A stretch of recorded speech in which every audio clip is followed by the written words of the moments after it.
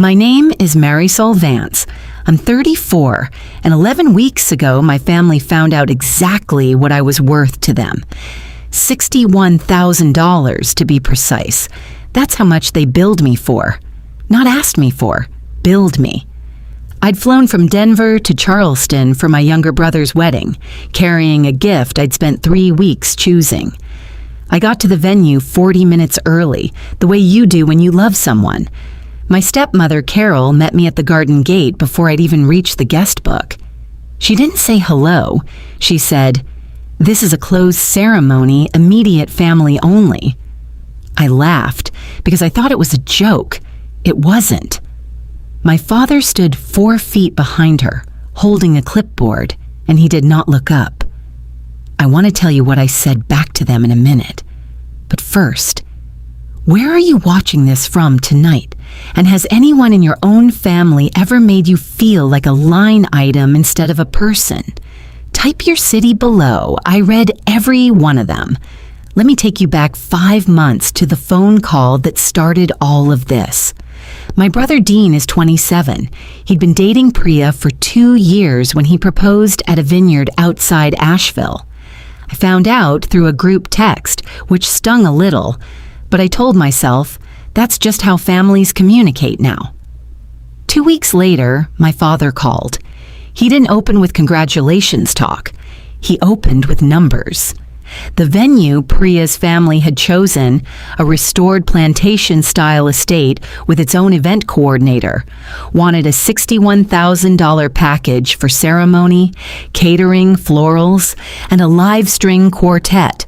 My father's landscaping business had just lost its biggest commercial contract.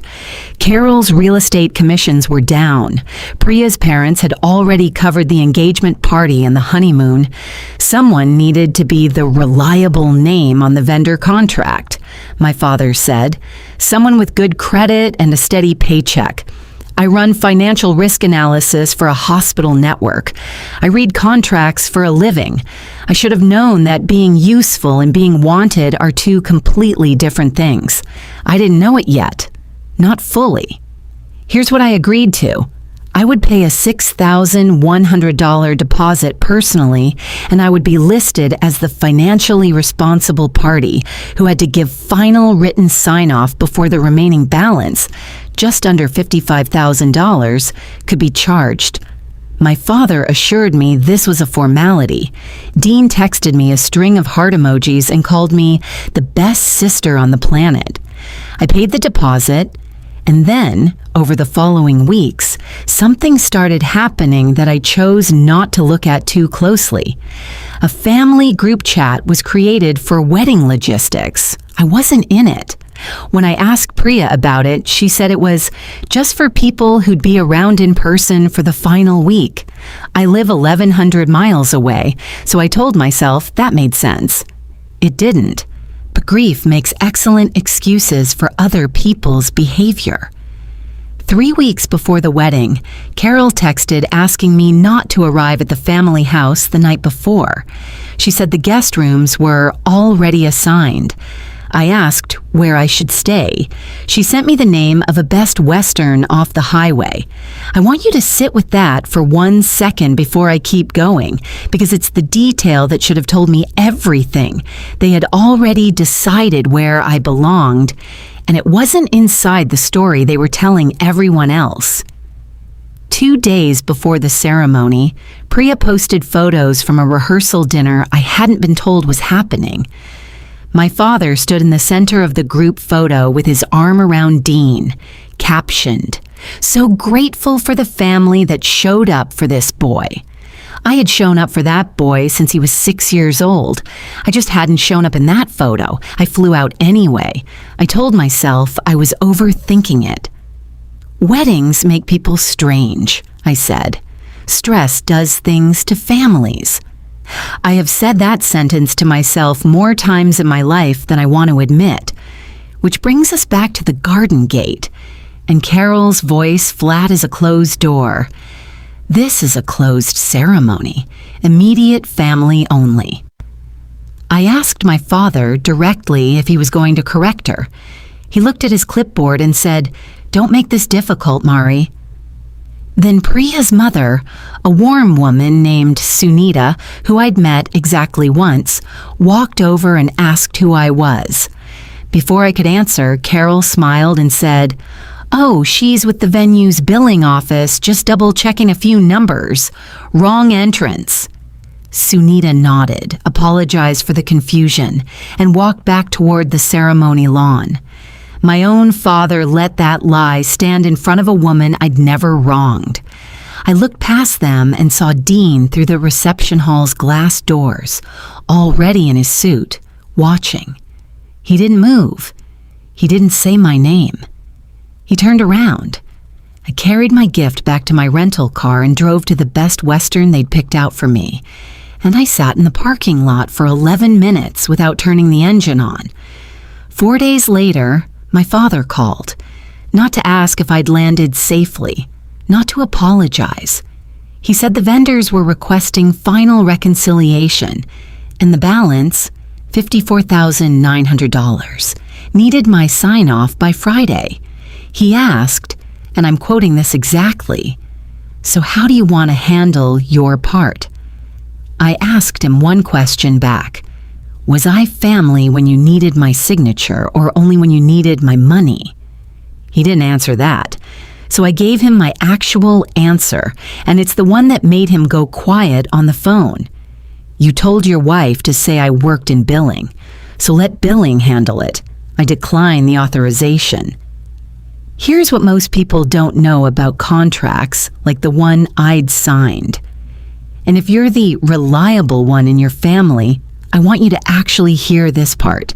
My deposit was non-refundable, and I'd already paid that.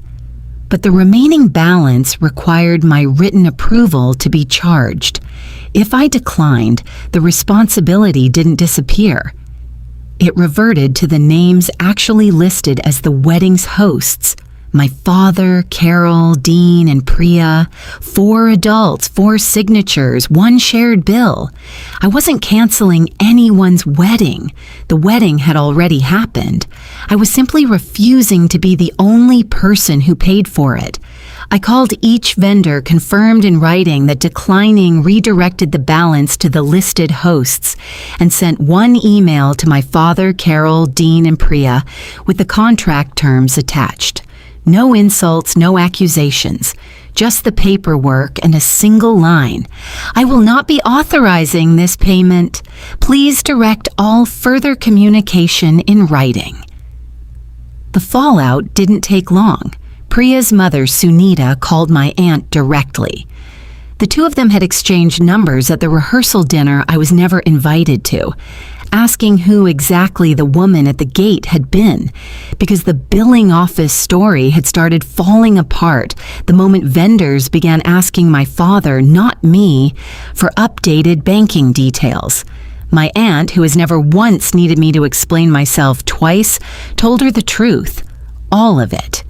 Sunita was not gentle about what she thought of a family that let a daughter fund a wedding and then hid her from it. Within a week, Priya's parents quietly withdrew from a joint charity gala they'd been co-chairing with Carol. In a town the size of ours, that kind of withdrawal gets noticed even when nobody says why out loud. My father's landscaping business had been counting on a referral from Priya's family's country club, the kind of contract that could have stabilized his year. That referral never came. Dean called me 9 days after the wedding. He'd found out from his own new mother-in-law that I'd paid the deposit and had been expected to cover the rest. He said he didn't know Carol had told people I was estranged. He said he was angry, not at me. I asked him gently why he hadn't said my name when he saw me through that glass door. He didn't have an answer for that either, not yet. I've had 2 calls with Dean since, careful ones. He didn't ask me for money on either call, which 6 months ago would have felt impossible to imagine. He asked instead what actually happened at the gate, in detail, like he genuinely wanted to know rather than manage. That's new. I don't know yet if it's permanent. My father sent one email weeks later with the subject line, "I should have said something." He admitted he saw Carol block me and chose his silence because he didn't want to complicate things with Priya's family. He didn't ask for forgiveness. He said he'd start repaying my original deposit, $6,100, in installments. The first payment, $500, showed up the next morning. It didn't undo anything, but it was the first apology in that family that came with a number attached in the right direction instead of the wrong one. Carol has not reached out. As far as I know, she still tells people the wedding day was blown out of proportion. I've stopped needing her to agree with my version of events for it to be true. Here's what I understand now that I didn't understand at that garden gate. Being useful to your family and being welcome in it are not the same thing, and you can spend years confusing one for the other. A boundary isn't a punishment you hand someone. It's information about what you will and won't carry anymore. I didn't ruin my brother's wedding. I simply stopped financing a version of my family that had already decided there wasn't a seat for me in it. If you'd been standing at that gate, would you have signed the final approval anyway just to keep the peace? Or would you have said what I said? Tell me in the comments. And if you've ever been the reliable one who quietly funded a family that made no room for you at the actual table, you're not alone in that, and it's not too late to change what you carry. This story is a fictional dramatization created for entertainment and educational purposes.